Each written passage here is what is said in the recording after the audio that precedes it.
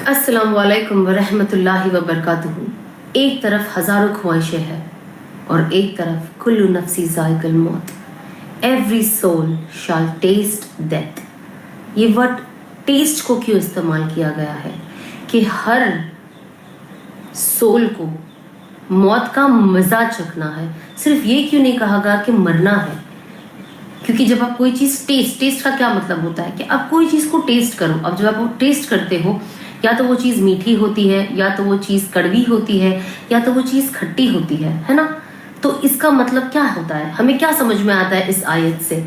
हमें ये समझ में आता है और हमें ये समझना चाहिए कि ये आयत हमसे ये कहना चाहती है कि हर इंसान की मौत उसके अमाल पे डिपेंडेंट है। इंसान अच्छा रहेगा, इंसान अच्छा करेगा, लोगों के लिए खैर करेगा, अल्लाह के हिसाब से ज़िंदगी जिएगा जो अल्लाह ने हमें कहा है, सुन्नतों को फॉलो करेगा, लोगों के लिए खैर करेगा, तो अल्लाह सुभान व तआला इंशाअल्लाह उसे ऐसी मौत देंगे जो मीठी होगी। और जब हम लोगों को परेशान करते हैं, लोगों के लिए तकलीफ़ें पैदा करते हैं, लोगों के लिए बुराइयां करते हैं, लोगों के ऊपर तहमत लगाते हैं, अपने काम में ना इंसाफ़ी करते हैं लोगों के साथ जो आपके लिए काम कर रहा है, लोगों के लिए डिफ़िकल्ट टाइम्स क्रिएट करते हैं और हमेशा किसी ना किसी की बुराई, तेरी मेरी, इसके घर में क्या हो रहा है, उसके घर में क्या हो रहा है, लोगों के पर्सनल मामले में दखल देना और कितनी चीज़ें हैं हराम कमाना, हलाल की तरफ ध्यान नहीं देना और बेहयाई, बहुत सारी चीज़ें आती है जो अल्लाह सुब्हानहू व तआला पसंद नहीं करता।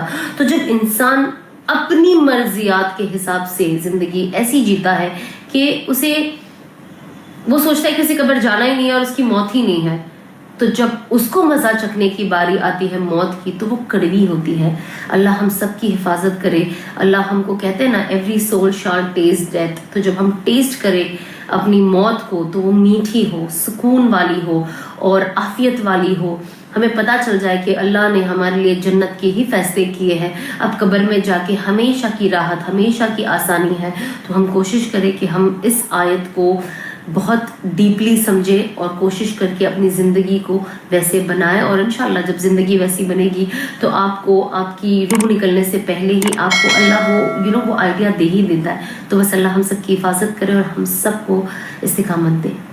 तो बस हमें कोशिश करनी चाहिए कि हम अपनी ज़िंदगी को बेहतर बनाएं और अपने आप को ऐसे सारे फितनों से दूर रखें। अगर आप ऐसी कोई चीज़ देख रहे हो कि हो रही है, या आपको ऐसा लगता है कि मैं इस ये मेरे दोस्त का जो ग्रुप है, जब मैं यहाँ जाती हूँ तो मुझसे ज़्यादा गिबतें हो जाती है, या मैं ज़्यादा इंडल्ज होती हूँ लोगों का नाम रखने में। जो हम निक नेम्स रखते हैं ना, जो लोगों के लिए गंदे गंदे नाम रखते हैं और इंजॉय करते हैं उस नाम को सुनकर, तो हमको अगर ऐसा लगता है कि मैं इस ग्रुप में बैठने से शायद मुझसे ये गुनाह ज़्यादा हो रहा है, अदरवाइज मैं ऐसी नहीं हूँ, तो आप कोशिश करें कि आप वो ग्रुप से अपने आप को हटाएं।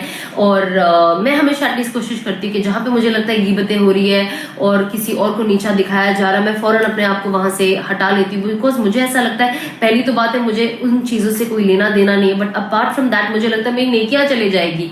तो आई थिंक ऐसी बहुत सारी चीज़ें होती है। जब आप काम करते हो तो आप कोशिश करें कि आप जिससे राय मशवरा लेते हैं वो आपको आपकी आखिरत सोच के आपको काम का राय मशवरा भी दे।